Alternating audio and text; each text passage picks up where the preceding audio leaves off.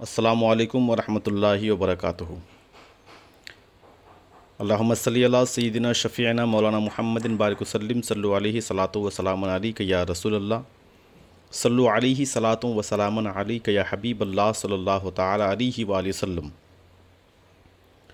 باب العلم انواریہ educational society اور جامعہ انواریہ کے زیر اہتمام تفسیر قرآن بنام تبیان القرآن، جو علامہ غلام رسول سعیدی صاحب کی لکھی ہوئی معرکۃ الآراء تصنیف ہے، اس کا سلسلہ وار درس جاری ہے۔ آج ہم صفحہ نمبر 11 سے سبق کا آغاز کریں گے۔ لکھتے ہیں شرک کی تعریف۔ علامہ تفتازانی لکھتے ہیں الاشراک ہوا اثبات الشریک فی الالوہیت بمعنی وجوب الوجود کمال المجوس اور بمعنی استحقاق العبادت کمال عبادت الاصنام۔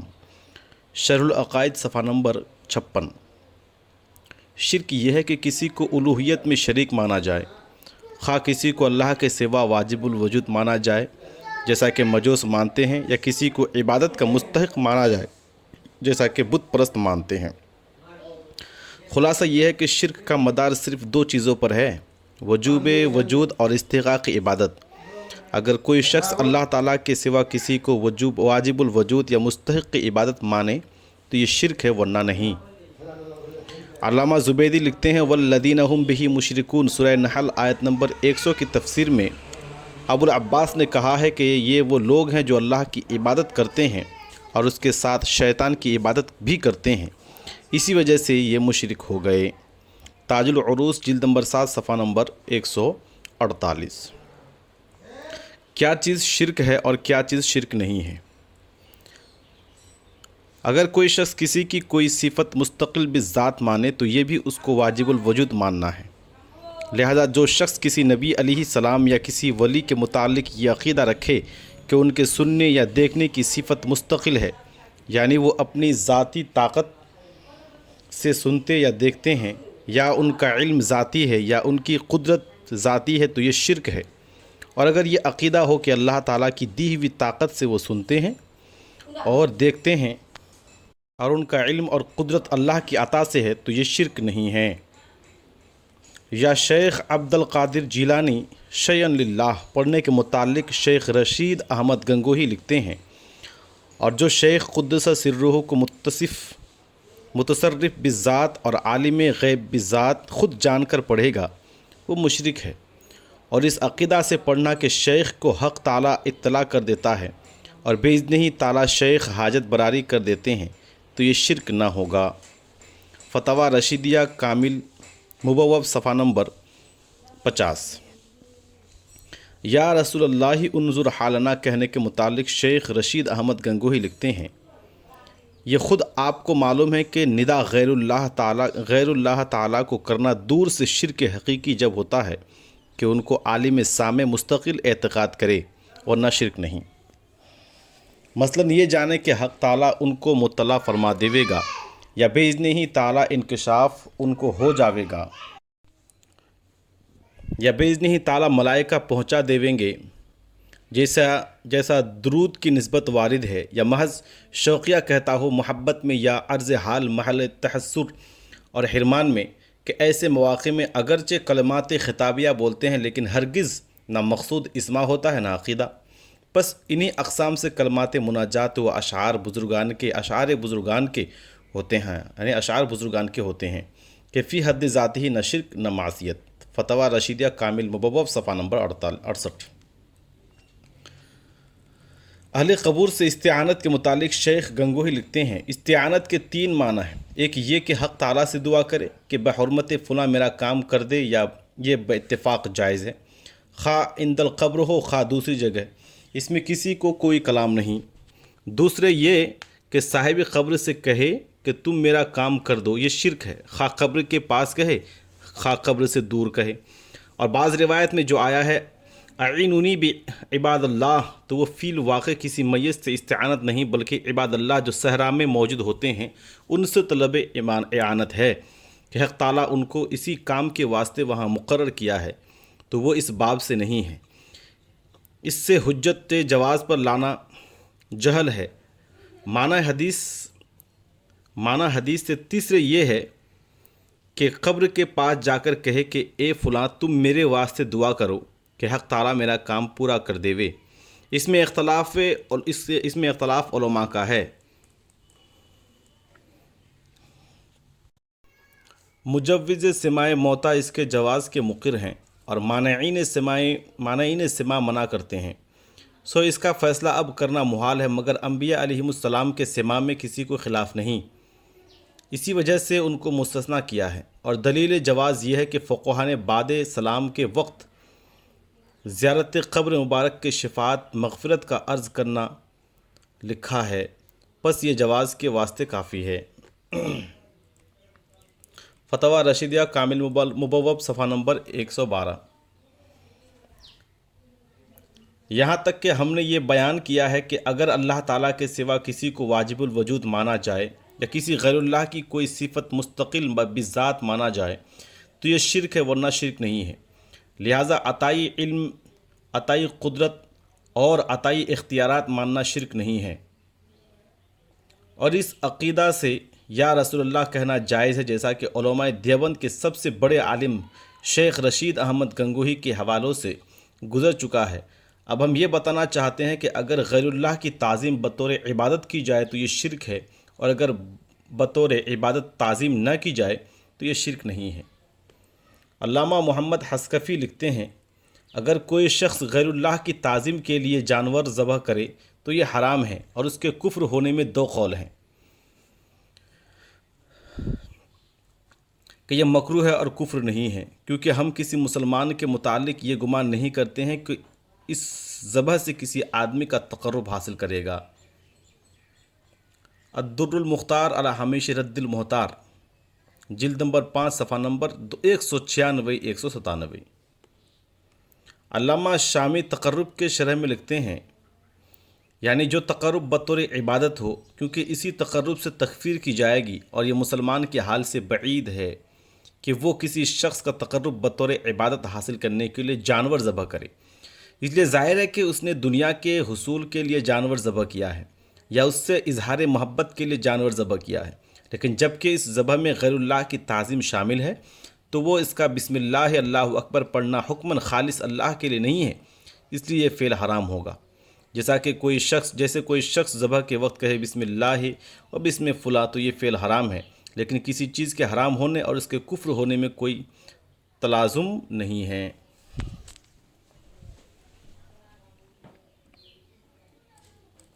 رد المحتاج جلد نمبر 5 صفحہ نمبر 197۔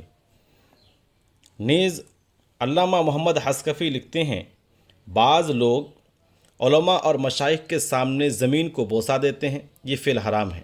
اس فعل کا کرنے والا اور اس پر راضی ہونے والا دونوں گنہگار ہیں، کیونکہ یہ بت پرستوں کی عبادت کے مشابہ ہے، اور آیا اس پر تکفیر کی جائے گی؟ اگر یہ فعل بطور عبادت اور تعظیم ہو تو یہ کفر ہے، اور اگر یہ فعل صرف بطور تعظیم ہو تو پھر یہ کفر نہیں ہے لیکن گناہ کبیرہ ہے۔ در مختار جلد نمبر 5 صفحہ نمبر 246۔ خلاصہ یہ ہے کہ کسی شخص کی کسی صفت کو مستقل بذات سمجھنا شرک ہے، اور اگر کسی شخص کی تعظیم بطور عبادت کرنا شرک ہے، اس لیے رسول اللہ صلی اللہ تعالیٰ علیہ وآلہ وسلم کے لیے تعظیماً قیام کرنا یا رسول اللہ کہنا شرک نہیں ہے، اور اسی نوع کے دوسرے افعال جو آپ کی تعظیم اور محبت کی جہت سے کیے جاتے ہیں شرک نہیں ہیں۔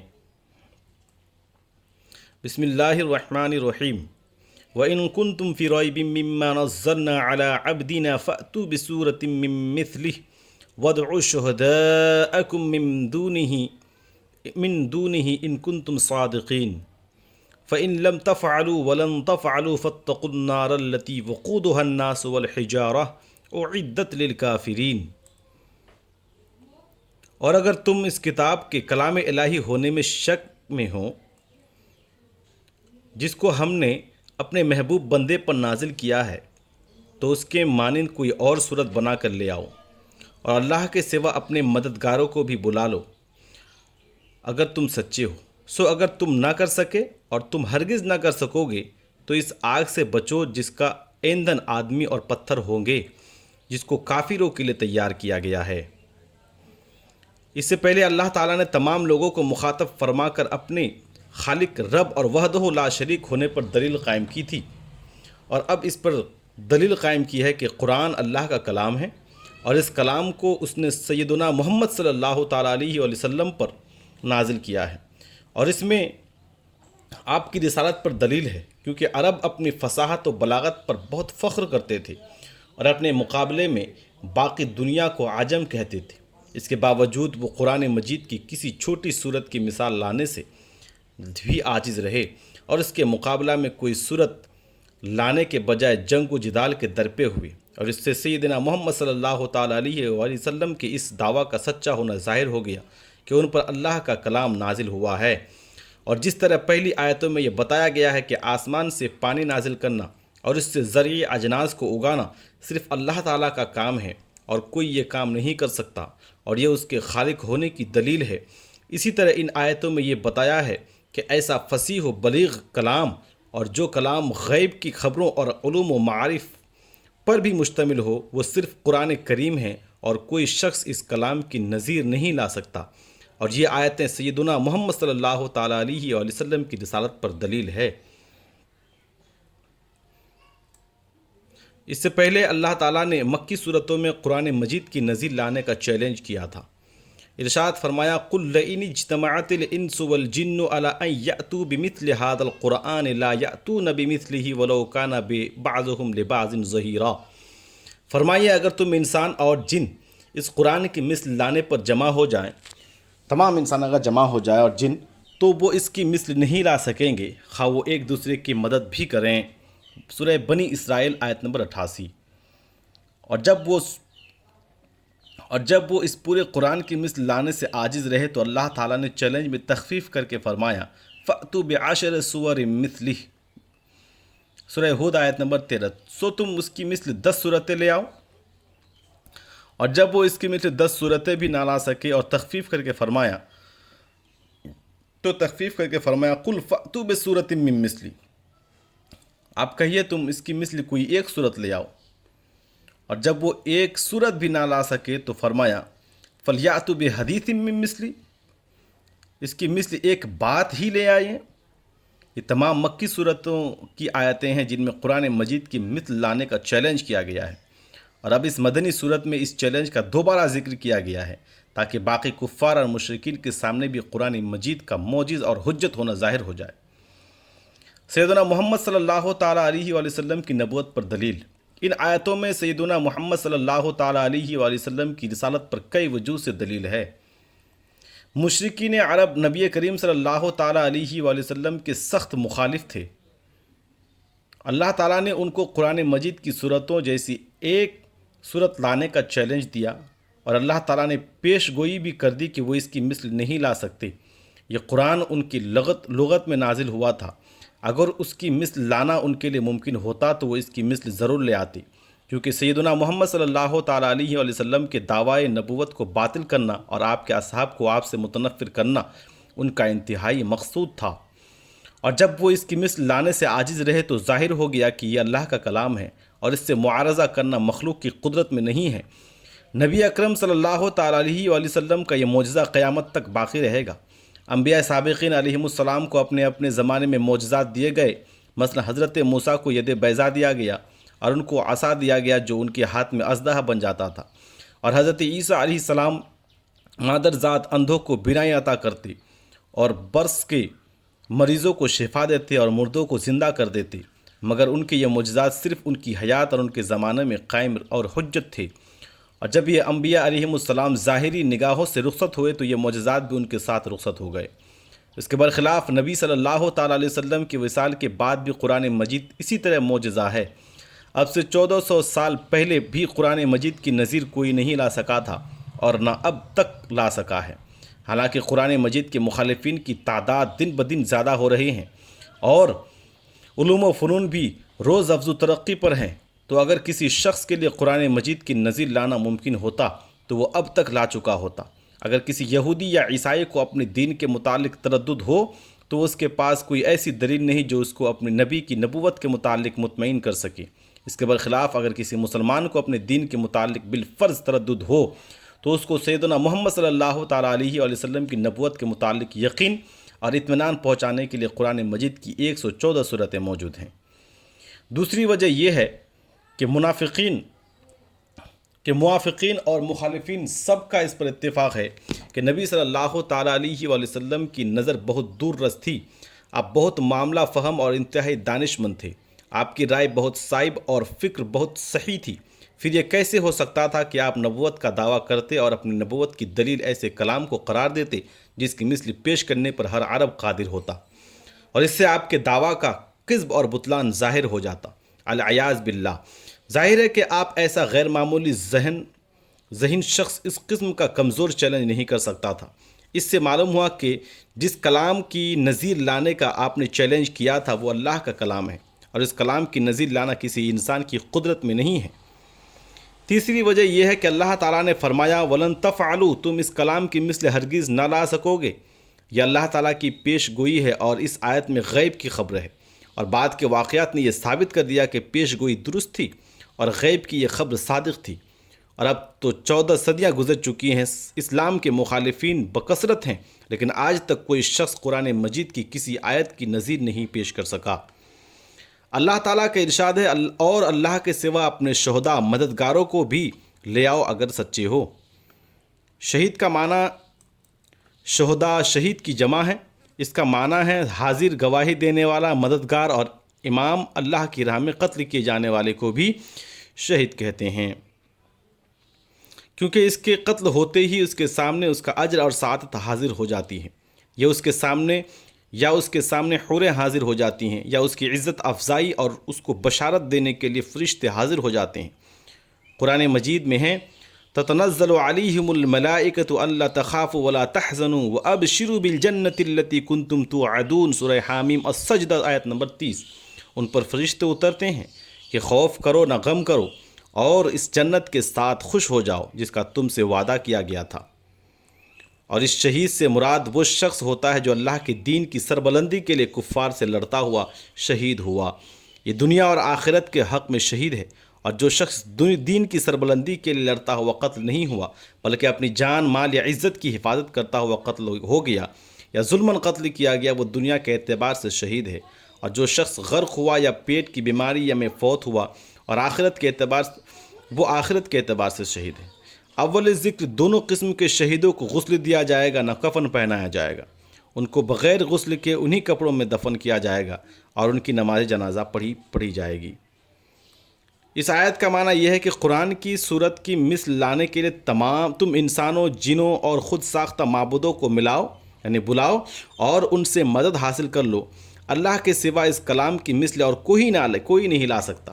یا اللہ کے سوا اور گواہوں کو بلاؤ جو یہ گواہی دے کہ تمہارا بنایا ہوا کلام اللہ کے کلام کی مثل ہے۔ یا شہداء سے مراد وہ غیر اللہ ہے جن کو تم نے اپنا کارساز بنا کر رکھا ہے۔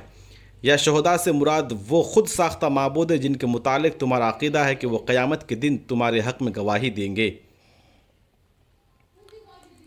سورہ بقرہ آیت نمبر 24۔ دوزخ میں اللہ تعالیٰ کا ارشاد ہے سو اگر تم نہ کر سکے اور تم ہرگز نہ کر سکو گے تو اس آگ سے بچو جس کا ایندھن آدمی اور پتھر ہیں۔ دوزخ میں جلنے والے پتھروں کا بیان۔ ان پتھروں سے مراد وہ بت ہے جن کو بنا کر انہوں نے ان کی پرستش کی۔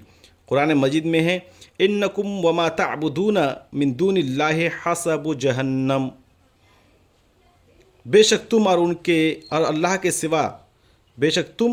کے سوا تم جن بتوں کی عبادت کرتے ہو وہ سب جہنم کے ایندھن ہیں۔ سورہ انبیاء آیت نمبر 98۔ بتوں کو اس لیے آگ میں ڈالا جائے گا تاکہ مشرکین کی زیادہ ذلت اور رسوائی ہو، اور یہ واضح ہو کہ جن بتوں کو وہ اپنا نجات دہندہ سمجھتے تھے وہ خود اپنے آپ کو عذاب سے نہیں بچا سکتے، یا اس لیے کہ ان کے جرم اور شرک کا منشا یہ بت تھے، اس لیے ان بتوں کو عذاب دیا جائے گا۔ جس طرح جو شخص سونے چاندی کی محبت کی وجہ سے ان کی زکوٰۃ نہ نکالے، سونا چاندی تپا کر ان سے ان کی پیشانی، پہلوؤں اور پیٹھوں کو داغا جائے گا۔ قرآن مجید میں ہے یوم یحمى علیہا فی نار جہنم فتکوی بہا جباہہم وجنوبہم وظہورہم، سورہ توبہ آیت نمبر 35۔ جس دن وہ سونا چاندی جہنم کی آگ میں تپایا جائے گا، پھر اس سے ان کی پیشانی، ان کے پہلوؤں اور ان کی پیٹھوں کو داغا جائے گا۔ آج کا ہمارا جو سبق ہے صفحہ نمبر 311 سے شروع ہوتا ہے اور 316 پر ختم ہوتا ہے۔ السلام علیکم ورحمۃ اللہ وبرکاتہ۔